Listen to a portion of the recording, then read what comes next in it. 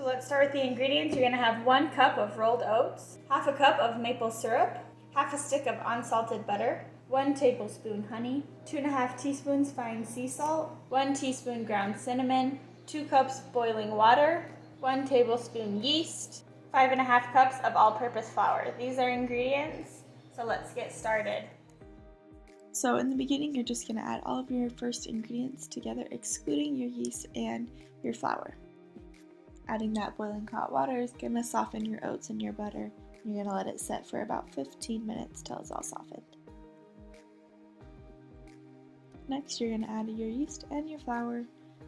You need to start adding it 1 cup at a time. I use my dough hook on my KitchenAid, which I really like to use to make dough because I don't like to knead by hand. In this video, I'm going to show you just about the whole entire kneading process because I think there's a little bit of confusion on that. So it is a little long for the kneading process for this video's sake, but for those that haven't made bread yet, I kind of wanted you to see how I do it the entire start to finish. So as you're watching the video, watch the consistency of my dough.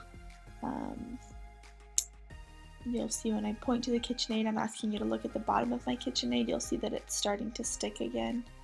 So right here, all my dough has pulled away from the sides, and so I start a timer for 8 minutes. And that's starting my kneading time. This video is in 2-speed, so keep that in mind. It started sticking on the bottom again, so I continue to add flour. I was at about my 4th out of 5 cups, 5.5 cups of flour. So there, I had pulled it all from the bottom again. And then right about here somewhere, you can start to see that it's sticking on the bottom again if you look deep in there.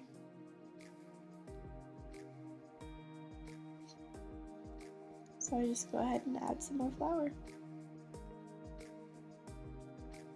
All the while, my 8-minute kneading timer is still going. Keep that in mind.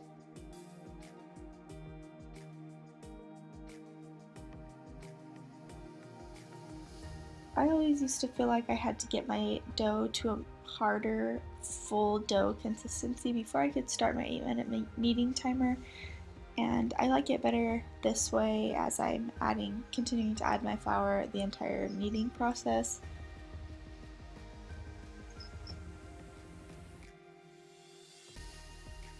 I turn my oven on a low setting just while I am letting my dough rise. After this point, because I like the warmth to help it rise just a little bit faster. That is my final half a cup of flour right there.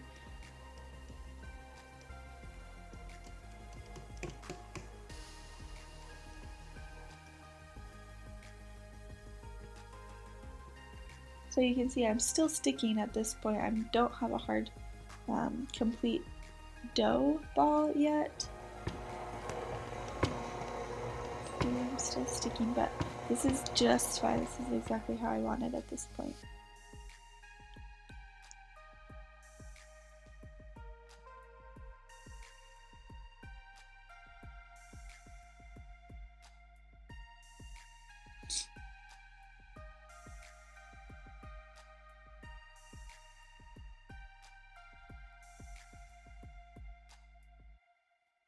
I feel like when I first started making bread at this point, I would probably trying to add more flour, and then you'd be ending up adding a cup to a cup and a half more flour than the recipe called for, and that does not turn out for good bread. So here's my consistency, and we're almost at the end of the 8 minutes. I add oil to my hands. Someone once told me that if you add flour, you're just adding more flour to your bread dough consistency, and I like a more moist dough than I do like a drier dough, so I started using flour and I like that better. You're just going to cover and let it rise for 1 hour. I set it on the top of my slightly preheated oven. I turn the oven back off at this point. Cooking oil on my hands again so nothing sticks. You can see that it's doubled in size. It's almost coming out of that KitchenAid bowl.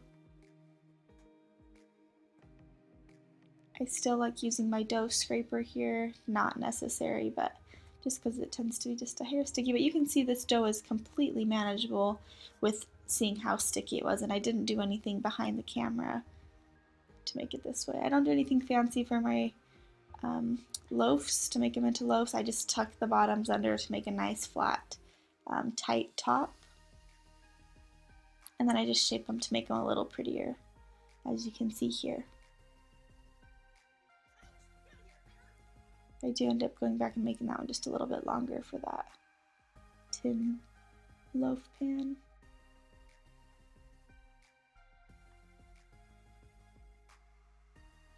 Now you're just going to cover these and let them rise until they're 1 inch above the pan, as you can see here. This is when I had first put them in the oven. They're nice and risen, super beautiful. The last 15 minutes of your 45-minute timer, you're going to add tin foil over the top to make them so they don't brown too much.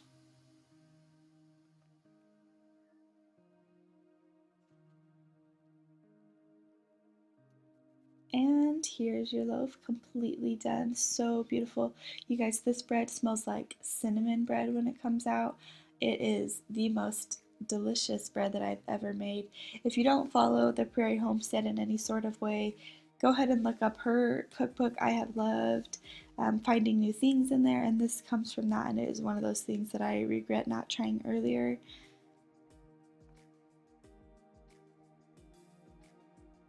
And I will leave her recipe in the description box below. If you enjoyed this recipe, please give us a thumbs up, and don't forget to subscribe, and we will see you next time.